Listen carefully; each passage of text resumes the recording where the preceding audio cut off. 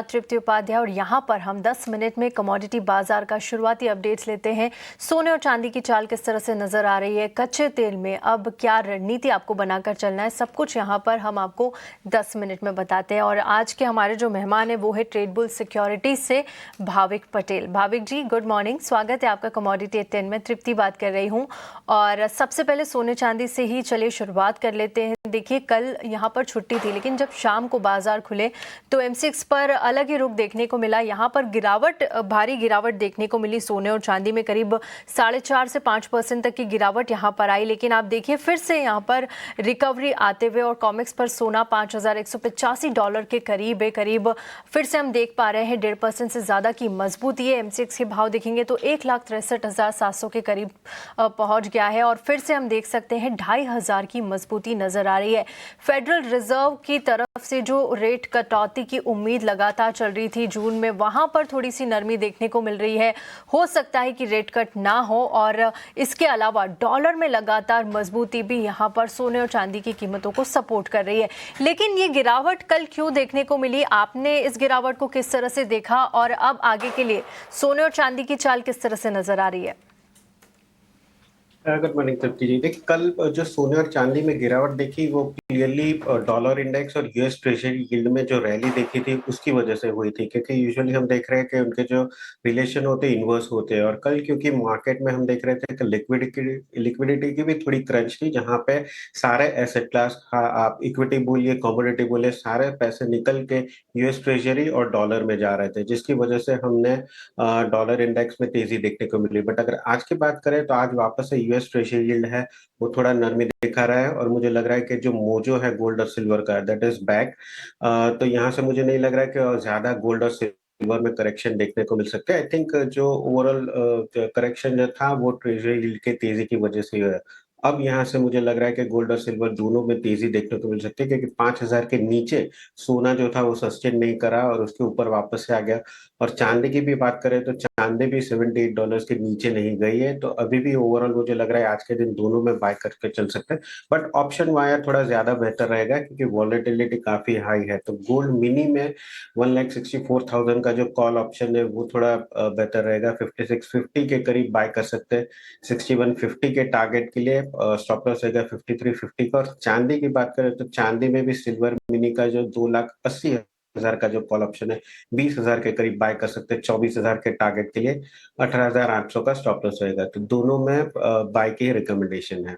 ठीक है, दोनों में बाय की रिकमेंडेशन है। यहाँ पर गोल्ड मिनी 1,64,000 की कॉल ऑप्शन आप ले लीजिए, 5,650 के आसपास आपको मिलेगी और यहाँ पर आपको टारगेट 6,150 तक के रखने होंगे। स्टॉप लॉस यहाँ पर 5,350 का लगा कर रखिए। वहीं सिल्वर मिनी में भी बाय की रिकमेंडेशन है, 2,80,000 के आसपास कॉल ऑप्शन आप 2,000 में ले सकते हैं।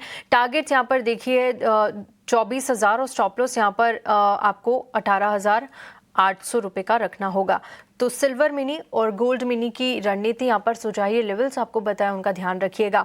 आगे बढ़ेंगे और अब बात करेंगे कच्चे तेल की। देखिए जिस दिन से युद्ध शुरू हुआ है सबकी निगाहें कच्चे तेल पर ही है, क्योंकि ये एक बहुत ही इंपॉर्टेंट और क्रूशल कमोडिटीज हो जाती है जब जब मिडिल ईस्ट में कोई टेंशन बढ़ता है।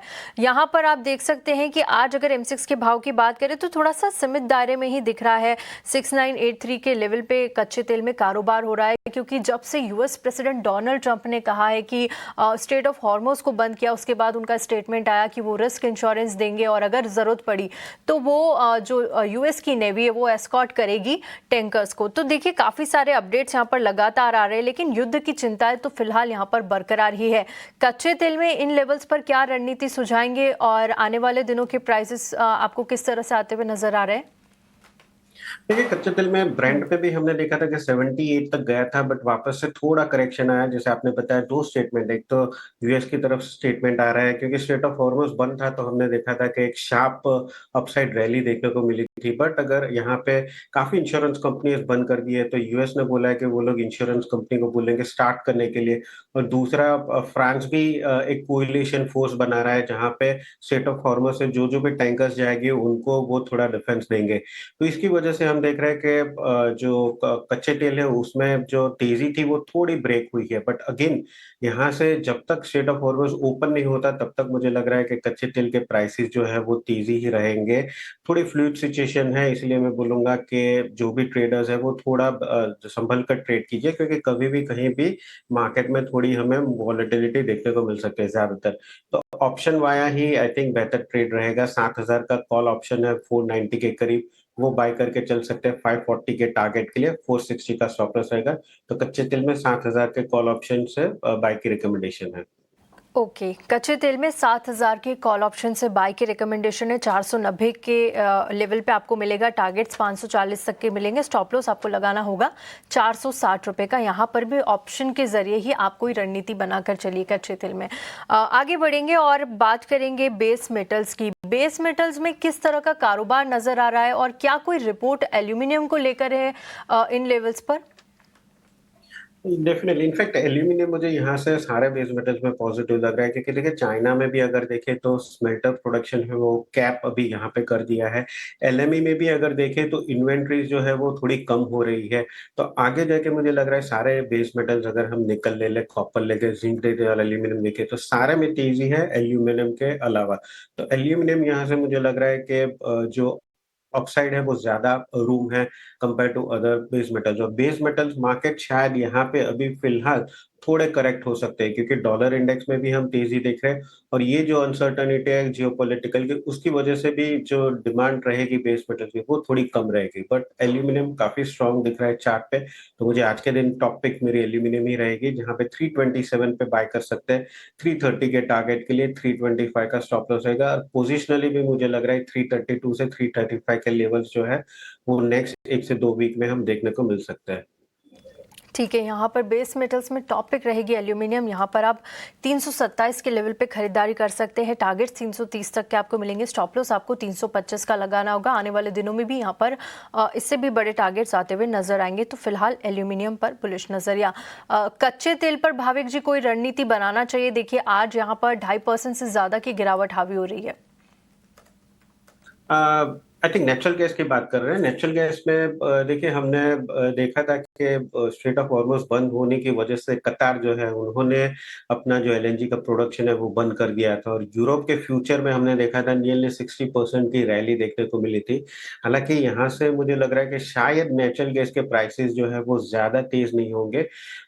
मुझे लग रहा है कि आई थिंक 1 वीक में वापस से रिस्टोर हो सकता है, बट अभी के लिए फिलहाल क्योंकि यहाँ वहां पे ऑलरेडी अच्छे खासी जियोपॉलिटिकल कंसर्न्स है, मुझे लग रहा है कि अभी के लिए फिलहाल शॉर्ट टर्म के लिए नेचुरल गैस के प्राइसेस जो है उसमें ज्यादा गिरावट नहीं रहेगी। आई थिंक वॉर प्रीमियम में वो बिल्ड जो हुआ है वो कंटिन्यू रहेगा। तो आज के दिन 277 पे बाय कर सकते हैं नेचुरल गैस, 283 के टारगेट के लिए 274 का स्टॉप लॉस रहेगा। ठीक है, यहाँ पर ज़्यादा गिरावट नहीं नज़र आ रही है, तो बाय की ही रिकमेंडेशन एनजी को लेकर है। 277 के लेवल पे आप खरीदारी करके चल सकते हैं। टारगेट्स 283 के आपको मिलेंगे। स्टॉप लॉस आपको 274 का यहाँ पर आता हुआ नजर आएगा। तो सारी ही कमोडिटीज़ में यहाँ पर बाय की ही रिकमेंडेशन भाविक जी की तरफ से आई है। लेवल्स आपको बताए हैं, उन लेवल्स का ध्यान ज़रूर से रखिएगा।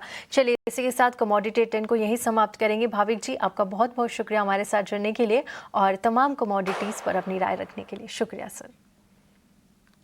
फिलहाल वक्त है एक छोटे से ब्रेक का, लेकिन आप कहीं मत जाइएगा। एक छोटा सा ब्रेक लेंगे और ब्रेक के बाद आपके लिए लेकर आएंगे हमारा खास सेगमेंट मार्केट के महारथी, जहां हमारे साथ जुड़ेंगे आशिका इंस्टीट्यूशनल इक्विटीज के सीईओ राहुल अरोड़ा। चल लौटते एक छोटे से ब्रेक के बाद।